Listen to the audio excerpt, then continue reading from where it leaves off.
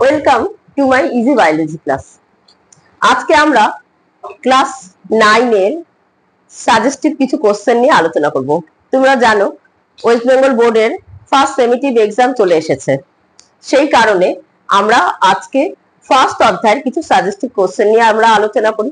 ঠিক আছে, বেশি কথা না বলে আমরা শুরু করে দিই। ঠিক আছে, কারণ বেশি পরীক্ষা তোমাদের সবার চলে এসেছে। সাজেস্টিভ কোশ্চেন কিছুটা যদি তোমাদের উপকার করে তাহলে সাথী ম্যামের কিছুটা মনে হবে যে ভালো লাগছে, করাতেও আমি উৎসাহ পাবো। ঠিক আছে, ওকে। ফার্স্ট অধ্যায় যেটা হলো সেটা হলো জীবন ও তার বৈচিত্র্য। এখান থেকে ফার্স্টে তোমরা পড়েছো জীবন কাকে বলে, কিন্তু আমরা ওখান থেকে যদি একটু পরপর জীবনের বৈশিষ্ট্যগুলো একটু পড়ে নিয়ে সেখানের মধ্যে দেখবে উপচিতি ও অপচিতি বিপাকটা পড়বো। অপচিতি বিপাক এর সম্পর্কেও পড়বো, এর পার্থক্যও পড়বো। ঠিক আছে, উপচিতি বিপাক কি? সালোক সংশ্লেষ আর পুষ্টি। আর অপচিতি বিপাক হলো রেচন শ্বসন। তাহলে উপচিতি বিপাকে শুষ্ক ওজন বৃদ্ধি পায় আর অপচিতি বিপাকে শুষ্ক ওজন হ্রাস পায়। এই হলো কনসেপ্ট। এরপর সেকেন্ড কোশ্চেন হিসাবে আমরা করছি, সেটা হলো গিয়ে যদি আমরা শর্ট কোশ্চেনের বেসিসে যাই তাহলে আমরা বলবো বায়োলজি শব্দটির প্রবক্তা কে। বায়োলজি শব্দটির প্রবক্তা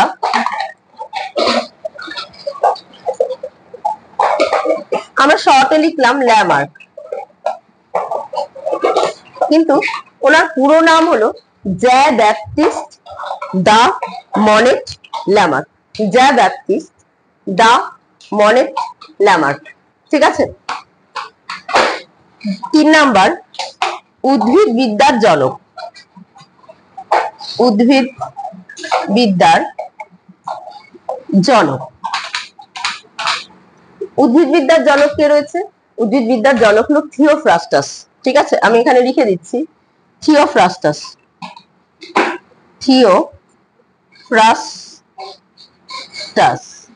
থিওফ্রাস্টাস বানানটা একটু ভালো করে দেখে নেবে, যা যা কোশ্চেন দিচ্ছি সেগুলো একটু খেয়াল করবে। 4 নাম্বার প্রাণী বিদ্যার জনক। প্রাণী বিদ্যার জনক। প্রাণী বিদ্যার জনক কে? অ্যারিস্টটল। প্রাণী বিদ্যার জনক হলো অ্যারিস্টটল। অ্যারিস্টটল মুছে দিচ্ছি উপরেরটা।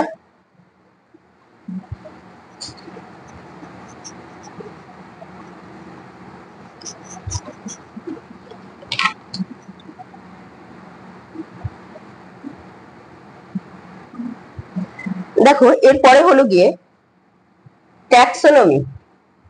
ট্যাক্সোনমি এর উপাদান। ট্যাক্সোনমির 3টে উপাদান আছে, শনাক্তকরণ, নামকরণ আর শ্রেণীবিন্যাস। ঠিক আছে, এর সম্পর্কেও পড়বে। 6 নাম্বার কোশ্চেন, ট্যাক্সোনমি শব্দটির প্রবক্তা কে? ট্যাক্সোনমি শব্দটির প্রবক্তা কে? উনি হলেন গিয়ে তোমার অগাস্তিন পি দা কন্ডল। অগাস্তিন পি দা কন্ডল। অগাস্তিন পি দা কন্ডল। তাহলে আমরা এই কিছু কিছু কুচকাচ শর্ট কোশ্চেন গুলো পরপর আমরা লিখে ফেলি।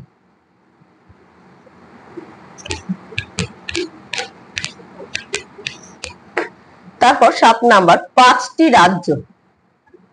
5টি রাজ্যের শ্রেণীবিন্যাস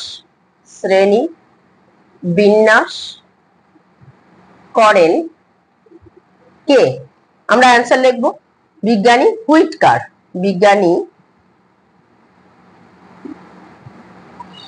হুইটকার। হুইটকার, বিজ্ঞানী R.H. হুইটকার। ঠিক আছে, এরপর 8 নাম্বার। এখানে আমি আরেকটা কথা বলছি, এই 5টি রাজ্য যে রয়েছে মনেরা, প্রোটিস্টা, অ্যালগি, ফানজি আর অ্যানিমেলিয়া, এই 5টি রাজ্যের কিন্তু আমরা কি পড়ব, 3টে করে বৈশিষ্ট্য পড়ব প্লাস উদাহরণ।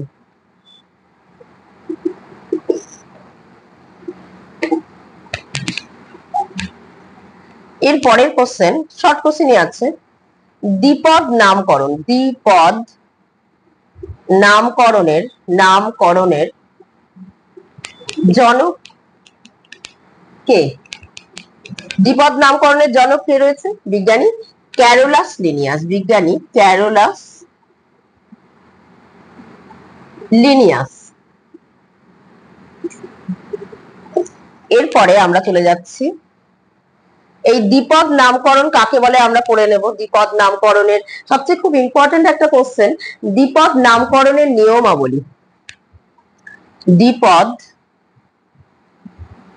নামকরণের নিয়মাবলী। খুব ভালো করে পড়বে। এর সাথে পড়বে কি, এর সাথে পড়বে হলো তোমার অগ্রাধিকার আইনটা। অগ্রাধিকার আইনটা কিন্তু এর সাথে পড়ে রাখবে। হ্যাঁ, এটা হয়ে গেল। ও আরেকটা জিনিস, ক্যারোলাস লিনিয়াস জানো 2টো গ্রন্থ লিখেছে, সিস্টেমা ন্যাচুরি আর স্পিসিস প্ল্যান্টেরাম। এই 2টো গ্রন্থের নাম কিন্তু তোমরা ভালো করে পড়বে, ঠিক আছে?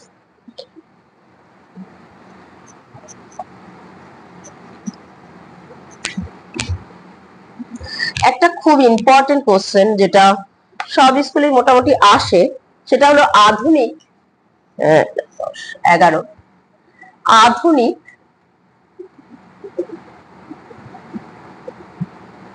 কৃষি বিদ্যা ও চিকিৎসা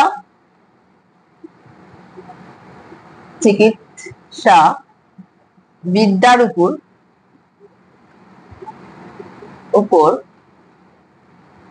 জীববিজ্ঞানের প্রভাব। হ্যাঁ, জীববিজ্ঞানের প্রভাব, ঠিক আছে? এটা খুব আসে, যেমন কৃষি বিদ্যার মধ্যে ধান, উন্নত মানের ধান রয়েছে, উন্নত মানের গম রয়েছে, সে নামগুলো আসে, ভুট্টা রয়েছে সেগুলো আসে, বা যেগুলো হাঁস রয়েছে, উন্নত মানের হাঁস রয়েছে, সেগুলোর নাম কখনো আসে। আরেকটা কোশ্চেন আসে, মহাকাশচারীরা অক্সিজেনের জন্য কি নিয়ে যায়, মানে মহাকাশযানে, সেটা আমরা প্রশ্নটা লিখে ফেলি। মহাকাশে একবারে অ্যান্সার লিখে দিচ্ছি, মহাকাশচারীরা মহাকাশযানে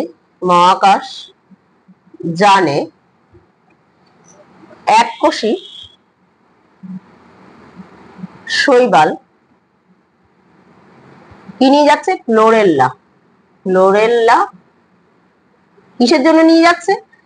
এই কার্বন ডাইঅক্সাইড টেনে নিচ্ছে, অক্সিজেন ব্যাক করে দিচ্ছে, ঠিক আছে? তার জন্য কিন্তু এখন ক্লোরেল্লাকে নিয়ে যাচ্ছে। তাহলে আমরা মোটামুটি 12টা, আমরা চেষ্টা করব আরো বেশ কিছু কমন প্রশ্ন যাতে তোমাদেরকে আমি তুলে ধরতে পারি, সেই চেষ্টাই আমি করব। 13 নাম্বার কোশ্চেনের মধ্যে কিছু পার্থক্য আমরা করব। কি কি পার্থক্য আমরা পড়বো? একবীজপত্রী ও দ্বিবীজপত্রীর পার্থক্য, জিমনোস্পার্ম অ্যাঞ্জিওস্পার্মের পার্থক্য, একবীজপত্রী দ্বিবীজপত্রী, তারপর ব্রায়োফাইটা টেরিডোফাইটার বৈশিষ্ট্য। আরেকটা কোশ্চেন যেটা আমার ইম্পর্টেন্ট, মানে আমি যেগুলো বলছি সেগুলো কিন্তু খাতায় তোমরা নোট করে নেবে, ঠিক আছে? যেহেতু আমাদের সময় কম, সেই কারণে আমরা চেষ্টা করছি যতটা মুখে বলে তোমাদেরকে সাজেশনটা দিয়ে দেওয়ার। লেখো, ব্রায়োফাইটা বা মসকে, হ্যাঁ, ব্রায়োফাইটা কে উভচর উদ্ভিদ বলে কেন? উভচর উদ্ভিদ বলে কেন? এই ব্রায়োফাইটা মানে মস, ব্রায়োফাইটাকে জলের স্যাঁতস্যাঁতে জায়গায় হচ্ছে, ভিজে জায়গায় হচ্ছে ব্রায়োফাইটা, আবার ওরা নিষেকের সময় জলের প্রয়োজন হচ্ছে। যেহেতু জল স্থল উভয় জায়গায় থাকছে, সেই কারণে ব্রায়োফাইটাকে উভচর বলা হয়ে থাকছে, ঠিক আছে? এরপরে আরেকটা কোশ্চেন করবে যেটা, সেটা হলো ব্রায়োফাইটার থেকে ব্রায়োফাইটার কাণ্ডকে কলিড বলছে, পাতাকে ফাইলয়েড বলছে, মূলকে রাইজয়েড বলছে, এবং জাইলেম ফ্লোয়েমের কিন্তু আলাদা নাম এখানে রয়েছে। প্রত্যেকটার উদাহরণ আমাদের করতে হবে। শ্রেণীবিন্যাসের এই যে 5টি রাজ্যের যে শ্রেণীবিন্যাস করেছে, এই 5টি রাজ্যের শ্রেণীবিন্যাসের সুবিধা আর অসুবিধাও আমরা জানবো। 5 রাজ্যের শ্রেণীবিন্যাসের 5 রাজ্যের শ্রেণীবিন্যাসের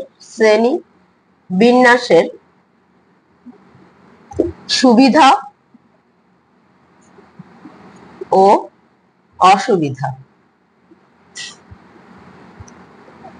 আশা করি আমি ফার্স্টের যে পার্টটা রয়েছে সেই পার্টটা আমরা বোঝাতে পারলাম। এবার পরবর্তী স্টেজে আমরা বাকিটুকু আমরা কমপ্লিট করার চেষ্টা করব। আজ এতটাই থাক। তোমরা খাতায় এটা নোট আপ করবে। যদি সাথী ম্যামের ক্লাসটা ভালো লাগে একটা শেয়ার করে দেবে। আমার নাম্বার তোমাদের স্ক্রিনে থাকবে। যদি প্রয়োজন হয় অনলাইন এবং অফলাইন ক্লাসে জয়েন করতে পারো তোমরা। ঠিক আছে, থ্যাংক ইউ।